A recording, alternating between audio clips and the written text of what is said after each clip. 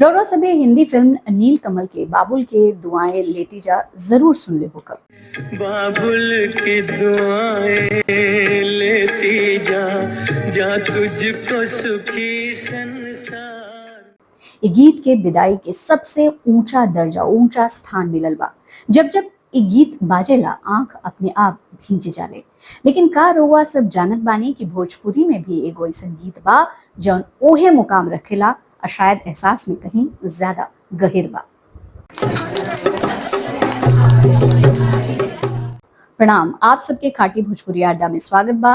लगन के दिन चलत बा त आज एगो विदाई से जुड़ल गीत, एगो किस्सा, एगो कहानी।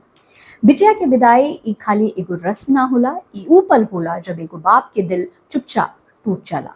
आज हम रउरा के सुनावे जा रहल बानी ऐसने एगो गीत के कहानी जौन भोजपुरी सिनेमा के सबसे बड़ विदाई गीत मानल जाला। हम बात करत बानी फिल्म गंगा मैया तोहे पियरी चढ़ेबे के अमर गीत सोनवा के पिंजरा में बंद भइले हाय राम, चिरई के जियरा उदास। सोनवा के पिंजरा में बंद भइल हाय राम, चिरई के जियरा उदास। टूट गईले डलिया, छितर गईले खुतवा, छूट गईले नीले रे आकाश। ई लाइन खाली शब्द ना है, ई हर ओ बाप के दिल के आवाज है जो अपना बेटी के विदा कर टूट जाला। ई गीत के लिखले रहलन महान गीतकार शैलेंद्र जौन भले रावलपिंडी में जन्म ले लेकिन रहलन आरा के अख्तियारपुर के। उम्मीदों के गीतकार शैलेंद्र में उनकर जीवन से जुड़ल कई किस्सा पिरोवल गइल बा। उनकर कलम हिंदी सिनेमा जगत में कमाल कैलस तो भोजपुरी काहे ऐसे दूर रहे। उनकर आपन भाषा, उनकर कलम हमेशा दिल के गहराई कागज पर उतारे में माहिर रहे। लेकिन एक गीत से जुड़ल एगो ऐसन सच बा जौन सुन के रौरा सन्न रह जाए। शैलेंद्र जी की बेटी अमला शैलेंद्र बतावेली कि बाबूजी ये गीत के बाद के सीन देख के ना पावत रहलन। हर बार जब ये सीन आवत रहे स्क्रीन पर तो उनकर आंख भर जाए और उ चुपचाप नजर हटा लेत रहलन। सोची जरा, जौन आदमी एगो गीत के लिखलस वो खुद अपना शब्द के दर्द सह ना पड़लस। ऐसे बड़ा सबूत का हो सकेला कि ये गीत सच में दिल के भीतर तक उतर जाला।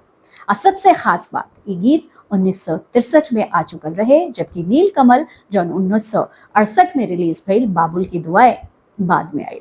मतलब भोजपुरी सिनेमा बहुत पहले ही विदाई के एक दर्द के आवाज दे चुकल रहे। आज हिंदी सिनेमा में बाबुल की दुआएं लेती जा के जवन मुकाम बा, ऐसे ही भोजपुरी में सोनवा के पिंजरा के स्थान बा।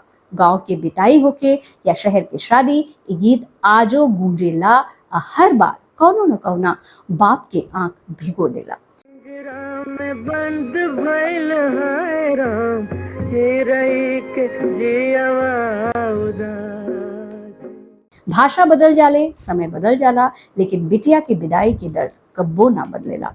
अगर रौरा के कहानी दिल छू गई होके तो वीडियो के लाइक करी, शेयर करी और चैनल खाटी भोजपुरिया अड्डा के सब्सक्राइब जरूर करी। फिर मुलाकात हुई एगो औरी सांच आ दिल छू लेने वाली कहानी के साथ। प्रणाम।